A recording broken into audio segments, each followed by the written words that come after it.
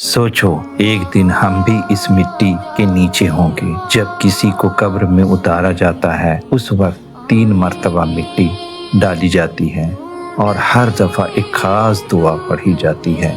आज हम सीखेंगे वो दुआ। सबसे पहली दफा जब मिट्टी डाली जाती है ये कहा जाता है मिन्हा खलकनाकुम, इस मिट्टी से हमने तुम्हें पैदा किया। दूसरी दफा जब मिट्टी डाली जाती है वफीहा नुईदुकुम, और इस मिट्टी में हमने तुम्हें वापस लौटाते हैं। और तीसरी दफा जब मिट्टी डाली जाती है तो ये पढ़ा जाता है व मिन्हा नुखरिजुकुम तारन उखरा, और इस मिट्टी से हम तुम्हें दोबारा निकाल खड़ा करेंगे। रसूलुल्लाह सल्लल्लाहु अलैहि वसल्लम ने फरमाया कब्र की जियारत किया करो क्योंकि ये तुम्हें आखिरत की याद दिलाती है।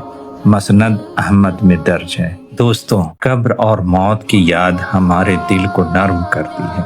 इस दुआ को याद रखिए। This is a info Furqan bringing authentic सुन्ना टू योर डेली स्क्रॉल। अल्लाह हम सबको हुस्ने खात्मा अता फरमाए। आमीन सुम्मा आमीन।